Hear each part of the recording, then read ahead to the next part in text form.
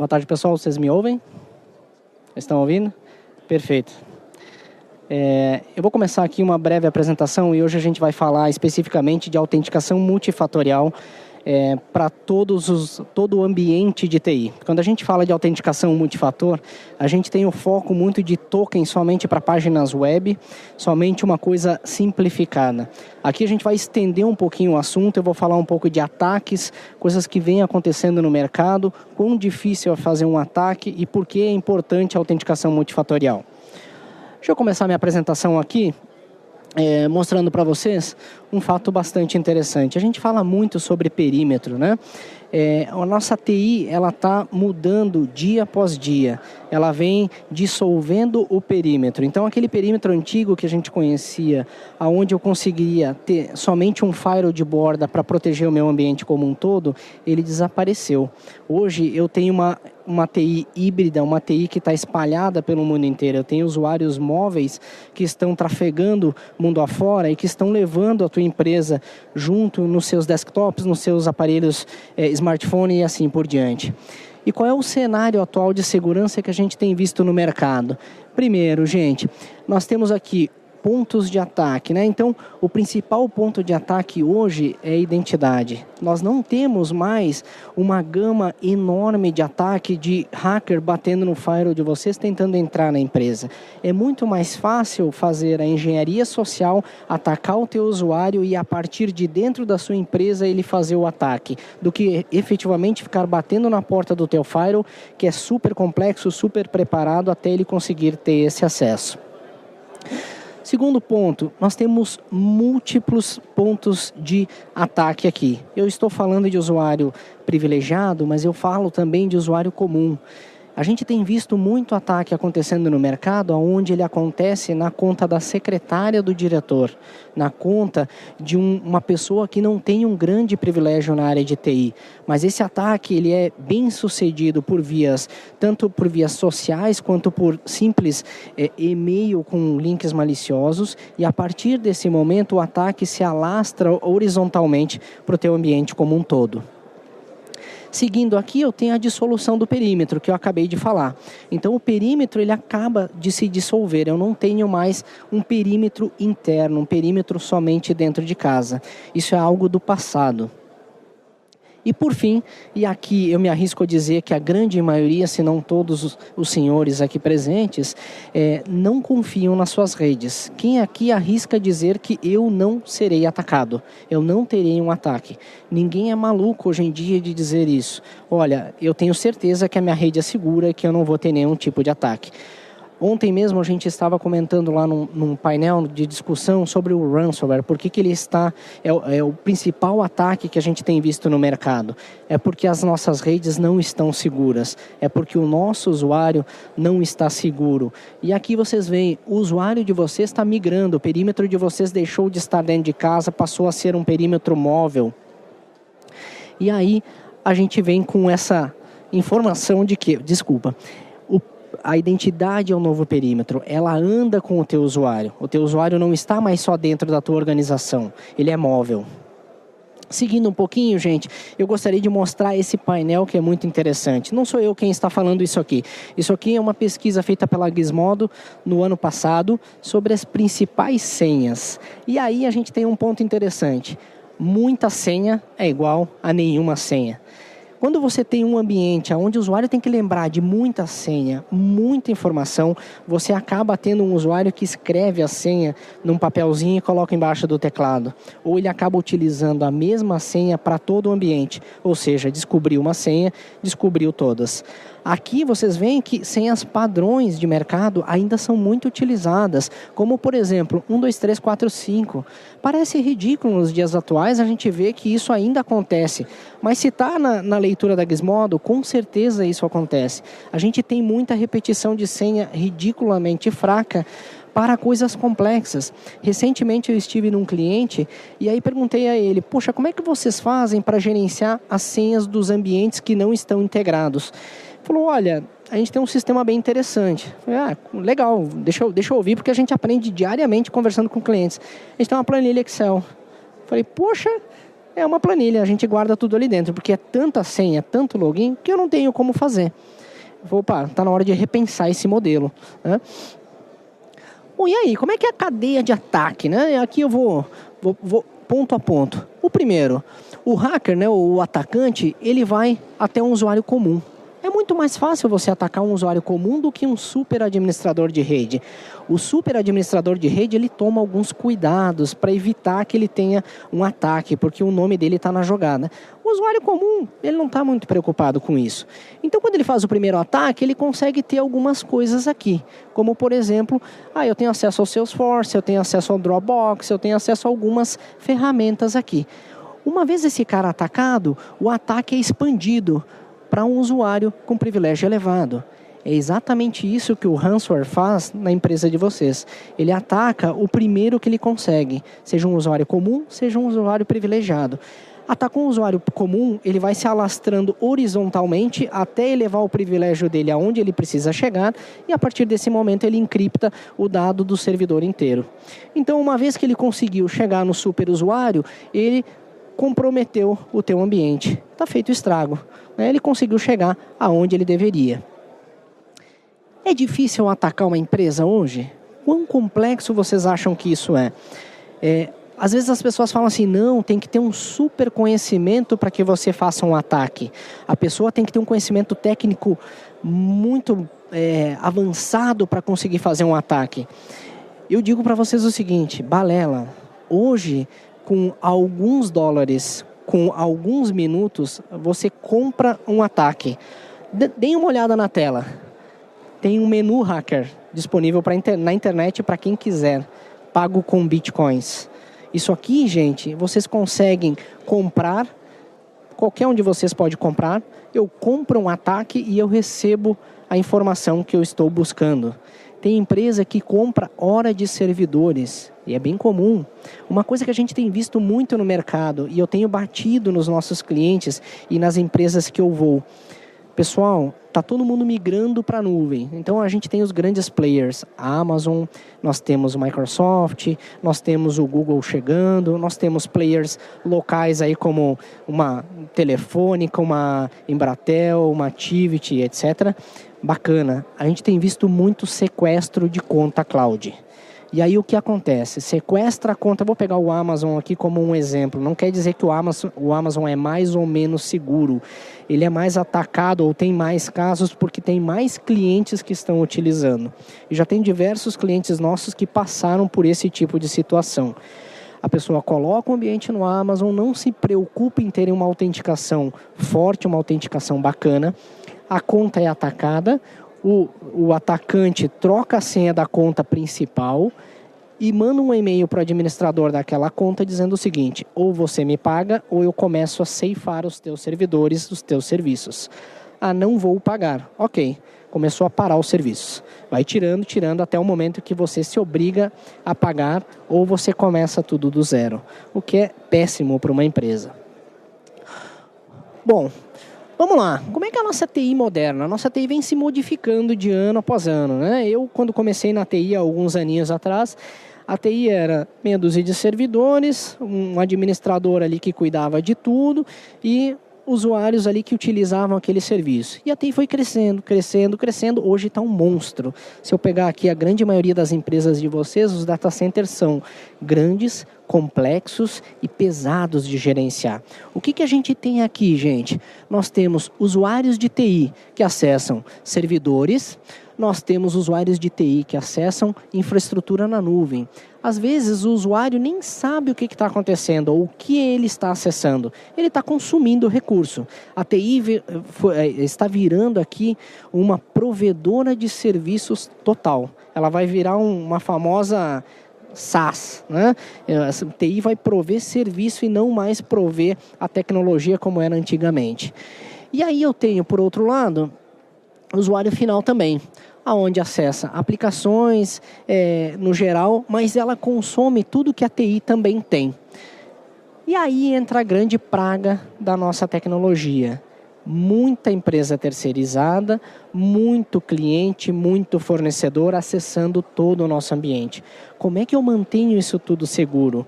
Eu converso com muita empresa que ele diz o seguinte, olha, eu tenho aqui um call center e o call center precisa acessar o meu sistema. Legal. E o que você faz para o call center acessar o seu sistema? Aí eu fecho uma VPN, eu entrego uma VPN para o call center. Bacana. Eu não quero aqui de forma nenhuma desmerecer, dar mérito ou tirar mérito de qualquer provedor de serviços, mas qual é o nível de segurança que tem um call center? Qual é o nível de segurança ou de mentalidade que tem um operador de call center voltado à segurança, né, gente? É complexo isso. E você está colocando um tubo entre as empresas, ou seja, você deixa passar qualquer coisa. Isso é muito complicado. Eu tenho um desenvolvedor externo e ele conecta aqui na minha máquina e ele faz o que ele bem entender. Poxa, o que o cara está fazendo? O que ele pode fazer? Será que ele não está tirando coisas? Você tem certeza de que ele está fazendo só o que ele deveria fazer? São algumas perguntas de difícil resposta.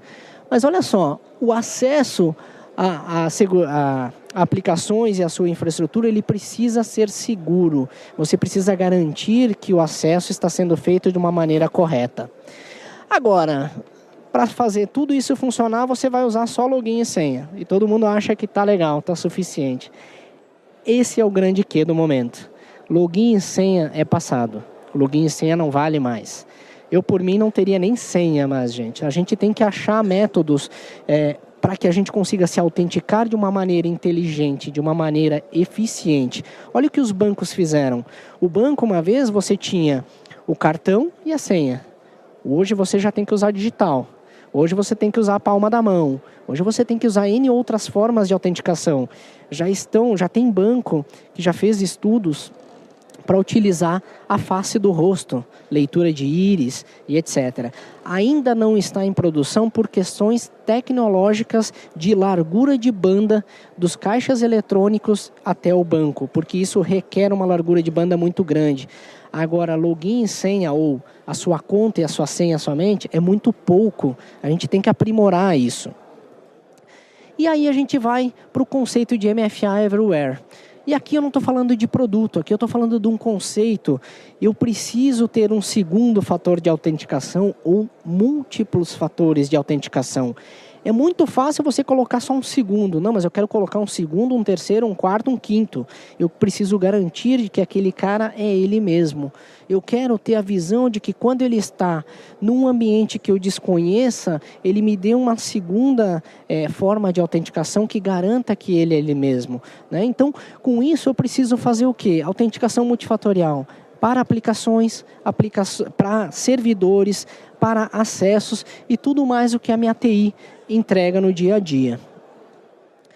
A autenticação multifatorial, ela deve ser principalmente, e aqui é o ponto crítico para qualquer profissional de TI, simples.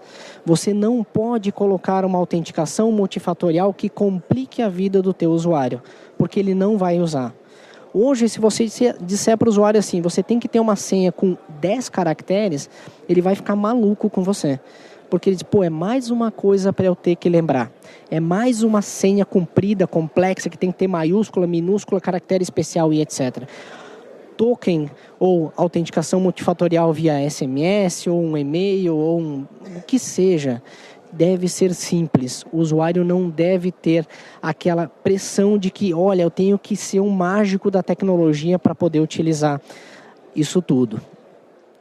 Bom, vamos avançar um pouquinho na autenticação multifatorial, porque eu vou utilizar de contextos para poder garantir que o usuário é ele mesmo. Então eu tenho aqui dispositivo. Olha, se vier de algo conhecido, legal. Então eu já tenho um pedacinho da autenticação. Se eu garantir quem for que está acessando, quando e de onde, né? Então eu tenho aqui N métodos iniciais de validação, além do fator adicional de autenticação. Então, aqui a gente simula, na verdade, um acesso. Olha, o dispositivo está ok, já é um dispositivo que eu conheço, ou que foi validado, ou que tem alguma coisa que eu consiga entender. O usuário também, eu identifiquei ele, bacana. quando o cara está acessando no horário que ele costumeiramente acessa ou tem alguma coisa diferente. Como que um usuário acessa agora aqui o meu ambiente, daqui a 1 minuto ele acessa da China? Tem algo errado, né? Você tem que entender esse ambiente também. E onde? Que foi exatamente o que eu comentei. Poxa, o cara movimentou muito rápido de um local para outro. Isso também é autenticação multifatorial, gente. Eu preciso entender todo o processo de autenticação. Falhou 2 momentos, eu nego o acesso desse usuário. Então eu tenho como garantia de que, olha, ele não atendeu alguns dos requisitos e eu nego o acesso dele à minha aplicação. Bacana. Autenticação multifatorial para servidores. Aqui é um ponto que até então o mundo no geral, e eu costumo bater nessa tecla, não se preocupava. Ninguém se preocupa com autenticação multifatorial para servidor. Por quê? Está dentro de casa, está tranquilo, está relativamente protegido. Mas, na verdade, não está. A grande maioria dos ataques hoje acontecem dentro de casa. É um roubo de uma senha, é um roubo de um acesso e, a partir desse momento, está feito o estrago internamente. Então, eu preciso garantir de que, quando alguém for logar num servidor, e principalmente em servidores críticos, esse item seja atendido. Então a gente consegue pedir, por exemplo, um segundo fator de autenticação, um token, um SMS, alguma coisa do gênero, para garantir que o Regis que está acessando aquele servidor é ele mesmo. E aqui tem um ponto muito importante. Isso é requisito para a nova versão do PCI, que entra em vigor o ano que vem. Muita empresa que está debaixo de PCI ainda não está preparada para atender este ponto. O PCI fala o seguinte, na versão 3.2, todo o placeholder de cartão, né, todo o ambiente onde dados de cartão de crédito trafegam ou estão armazenados, precisará ter um segundo fator de autenticação. E aqui não vai ter desculpa, gente. O dado do cartão trafegou pelo teu ambiente, como é que você garante que o usuário é ele mesmo? Não, mas eu tenho login e senha. Não, login e senha não garante nada. Porque se você me emprestar o seu login e senha, eu conecto e eu digo que eu sou você. Então, esse é um ponto muito importante para a próxima versão do PCI. Autenticação multifatorial. Dá para deixar simples? Dá, eu posso requerer uma autenticação multifatorial para aplicações sem mexer na aplicação. Muita gente tem medo de colocar um segundo fator de autenticação pela mudança que isso requer do lado da aplicação. Eu tenho aplicações legadas, aplicações antigas, eu uso uma aplicação complexa, sei lá, um SAP, um Oracle, e eu não quero mexer nisso. Eu consigo colocar um segundo fator de autenticação sem mexer na aplicação? A resposta é sim, é possível de uma maneira extremamente simples. Autenticação multifatorial para acesso a VPN. Eu posso dizer aqui que eu sou fã de carteirinha de extinguir a VPN. Para mim, a VPN é o pior dos males da TI neste momento. Porque quando você abre uma VPN, você fecha um tubo e você leva tudo que é tranqueira para dentro da sua empresa. É a forma mais inteligente de você ser atacado. Por quê? Você acaba de encriptar uma informação por um tubo gigante, onde essa informação pode ser extraída e você não vai conseguir ver. Então, esse é um problema muito sério. Eu preciso... a VPN é um mal necessário? Legal, para alguns momentos é um mal necessário. Então, vamos deixá-la mais segura. Vamos colocar um segundo fator de autenticação. Bom, quem é a Centrify? Estou finalizando aqui a minha apresentação. A Centrify é uma empresa americana que vem crescendo fortemente aqui no Brasil. Ela está no mundo inteiro e ela foi reconhecida recentemente como líder do Gartner, líder da onda do Forrester, uma das melhores empresas para se trabalhar nos Estados Unidos, e ela vem aqui no Brasil com um crescimento vertiginoso, graças a Deus, nos últimos anos. Eu estou há cerca de 3 anos e meio, hoje nós temos a visita aqui do nosso diretor América Latina, prestigiando o evento aqui conosco, e muitos de vocês aqui já são nossos clientes, e a gente está muito feliz em tê-los novamente participando aqui do evento. Rapidamente, esse é o meu último slide, somente para encerrar, falar um pouquinho da nossa plataforma. É muito lindo isso tudo que eu falei, mas quão complexo é implementar isso? Porque às vezes eu tenho uma sopa de letrinhas, muita coisa para fazer algo funcionar, né? E esse é o ponto principal. Eu preciso colocar em 3 pilares coisas que se falam. E esse aqui é a nossa plataforma na sua totalidade. Eu tenho um portal de aplicações, eu tenho um sistema de cofre de senhas totalmente integrado com o portal de aplicações e um ambiente de servidores para controle de servidores no geral, qualquer sistema operacional também totalmente integrado. Tudo isso que eu falei para vocês hoje, a gente consegue integrar e entregar de uma maneira única. Não é aquele monte de letrinhas, aquele monte de produtos que ninguém fala com ninguém e você tem 200 consoles para cuidar. Ao invés de te ajudar, a coisa complica a sua vida. E eu gostaria de agradecer aqui, finalizando, já me avisaram que meu tempo terminou. Agradeço muito pelo tempo dos senhores e das senhoras e espero vê-los para um café lá no nosso stand. Muito obrigado.